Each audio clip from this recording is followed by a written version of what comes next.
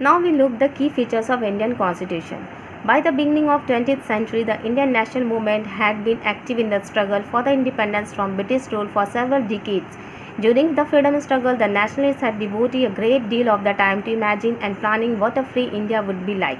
Under the British, they had been forced to obey rules that they had very little role in making. The long experience of authoritarian rule under the colonial state convinced Indians that the free India should be a democracy in which everyone should be treated equally and be allowed to participate in the government. अब 20th century में जो Indian national movement थी, Indian national movement के बारे में आप students अभी 8th class में हिस्ट्री में भी पढ़ोगे।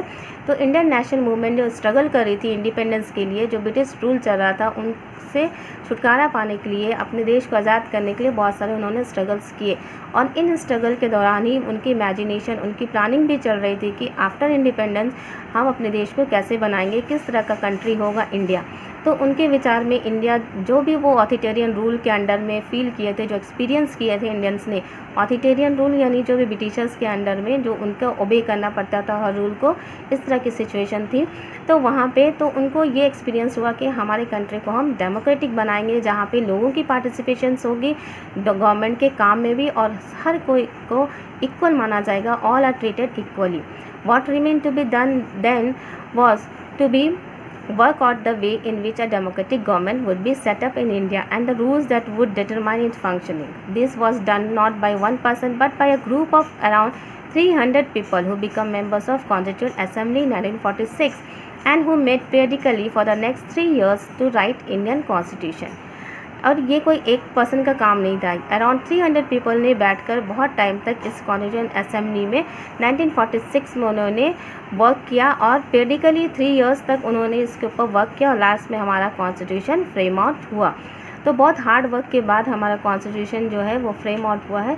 Then these members of the constituent assembly had a huge task before them. The country was made up of several different communities who spoke different languages, belonged to different religion and had distinct cultures. Also, when the constitution was being written, India was going through considerable turmoil.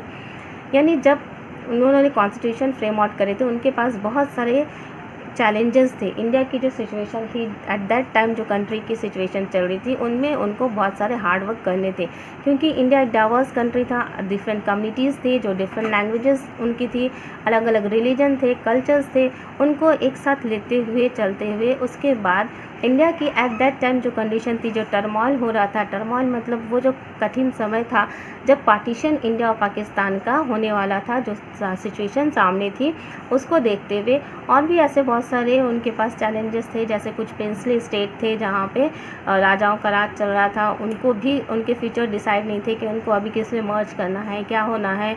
इस तरह की जो socio economic condition चल रही थी India की, उसको सामने रखते हुए उनके पास बहुत सारे चैलेंजेस थे कि हम उनकी कॉन्स्टिट्यूशन कैसी होनी चाहिए। All these issues played on the minds of the members of the Constituent Assembly as they drafted the Constitution.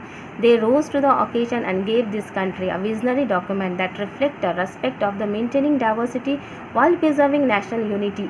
इन सब को देखते हुए उन्होंने अपने कॉन्स्टिट्यूशन को चैलेंज को उनके पास जो था उसको दूर करते हुए उन्होंने एक रिफ्लेक्ट ऐसा कॉन्स्टिट्यूशन बनाया जिसमें उन्होंने डाइवर्सिटी को मेंटेन किया, लोगों की डिग्निटी मेंटेन की है, लोगों को राइट्स दिए हैं, उनके फ्रीडम को प्रोटेक्ट किया है, और इस तरह से सोशो इकोनॉमिक जो उनका प्रॉब्लम था, जो कल्चर था देश में, उसको भी उन्होंने मेंटेन किया। And the emphasis the crucial role the people can play in choosing their representative. अब रोल किसका था? अब रोल था पीपल का, कि वो अपने रिप्रेजेंटेटिव कैसे इलेक्ट करते हैं, किस तरह से चुनते हैं, किसको चुनते हैं।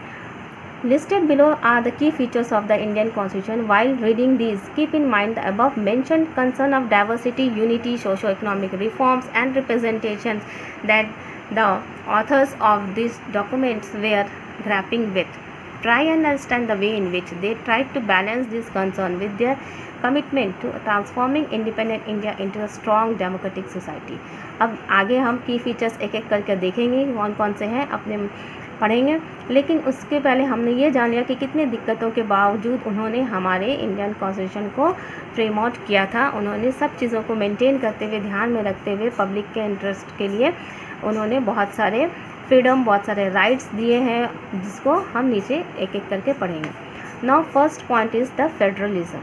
Federalism means a type of government where power are divided. Powers are divided means a division of power बोलते हैं फेडरलिज्म को, जहाँ पे गवर्नमेंट के पावर्स को डिवाइड कर दिया जाता है ताकि इजी वे में वर्क हो सके. This refer to the existence of more than one level of government in the country. In India we have government at the state level and the center. Panchayati Raj is the third tier of the government and you have read about this in your class 6 book. Class 6 में आपने पंचायती राज के बारे में पढ़ा था. 3 tyres of government